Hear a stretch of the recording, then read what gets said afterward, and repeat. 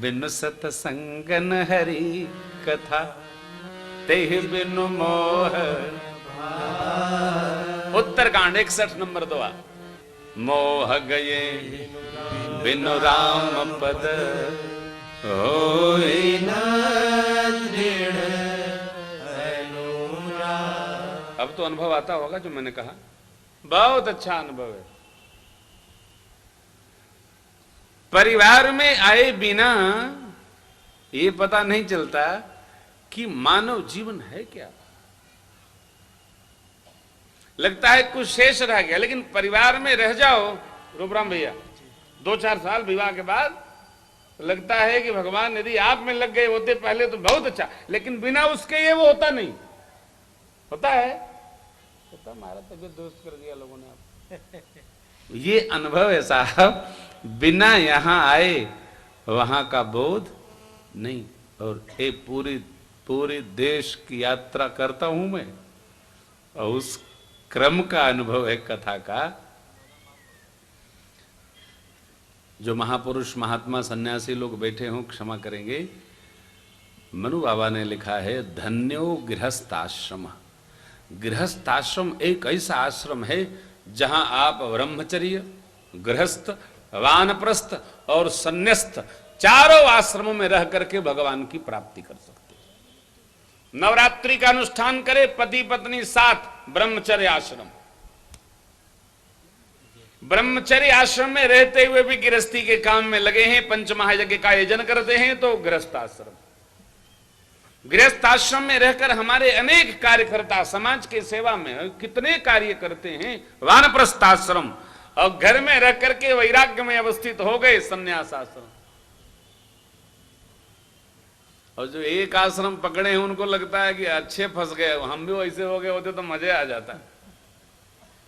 आप और हम चारों आश्रमों में रहकर एक आश्रम में रहते हैं और एक में रह के चारों का आनंद लेते हैं। यही जीवन है। कई युवान भाई बहन इस कथा में मिलने आए, क्योंकि जब से मैं यहाँ आया हूँ रात को 2 बजता है और सवेरे 7 बजे से आप लोग शुरू हो जाते हैं। मुझे भी बहुत अच्छा लगता है। क्यों? देखो भाई, हम आदमी में रहते हैं, बिना आदमी के मुझे नींद नहीं आती। 2-4 आदमी साधु के अगल बगल दिखाई पड़ना चाहिए, नहीं अकेले वो रहेंगे तब तो कहीं के नहीं रहेंगे साहब, दुनिया समाप्त हो जाएगी हमारी। तो कई बच्चे कहें महाराज विवाह नहीं करना है, कई को करना है। देखो, न करके रोने से अच्छा है करके रो। नहीं तो ये कोई गीत है बड़ा प्यारा, हमारे एक बड़े अधिकारी सुनाया करते थे, पेशायगी किसी की जरूरत कभी कभी।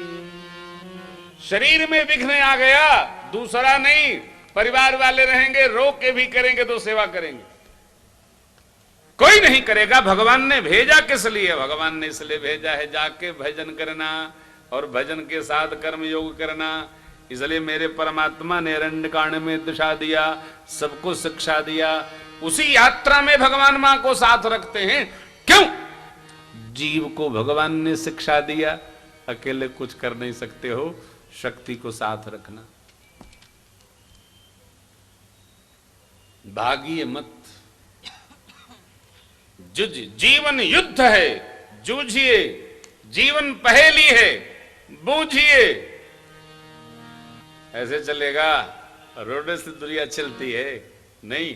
राम ने किया उसको कर लो, मेरे श्याम ने किया उसको कर लो। शिव बाबा से बढ़िया किसी की गृहस्थी है। हाँ, तो मेरे परमात्मा ने दंडक वन को पावन किया, जटायु जी से मैत्री हुई, ऋषि मुनियों का संवाद स्थापित हुआ।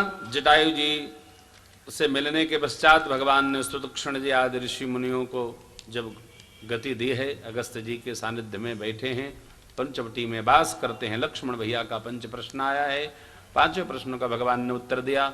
सुपर्णखा आई एक दिन नाटक करने के लिए, परमात्मा ने लीला समझ ली और लक्ष्मण जी ने उनको नाक कान भंजन किया।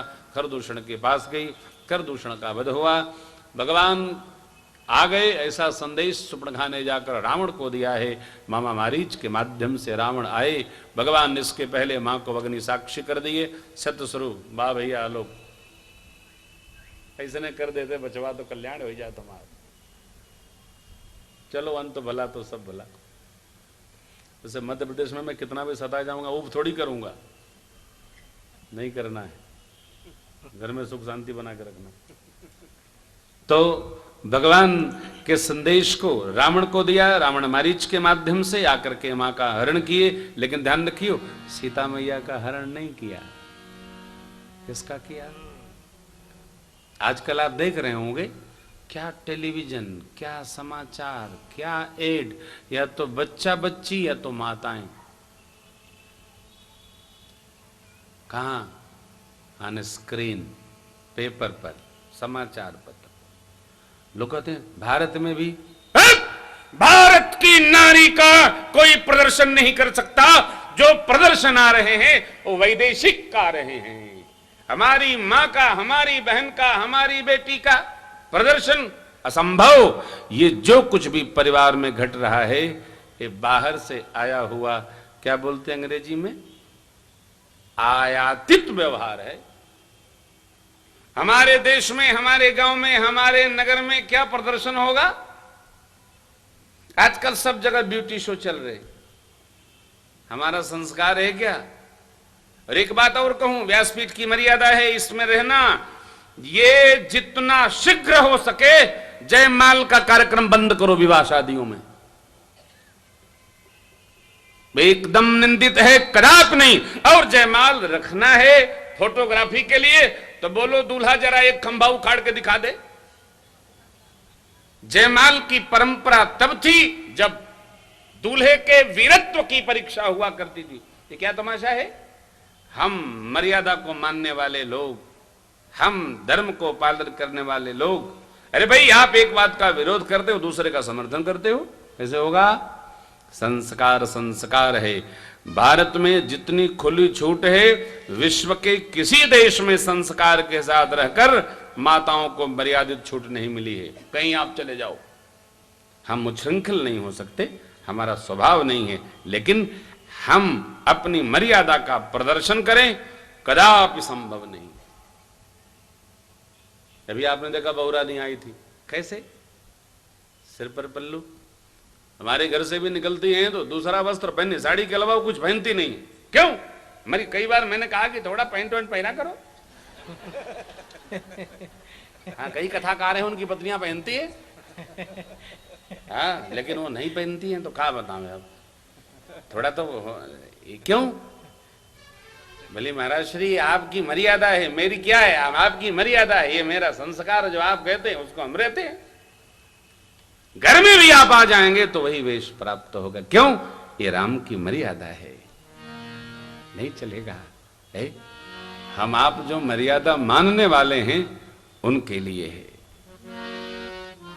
और आप देखिए जो अपने को प्रगतिशील मानते हैं कि हमारा बड़ा विकास हो गया है, क्यों?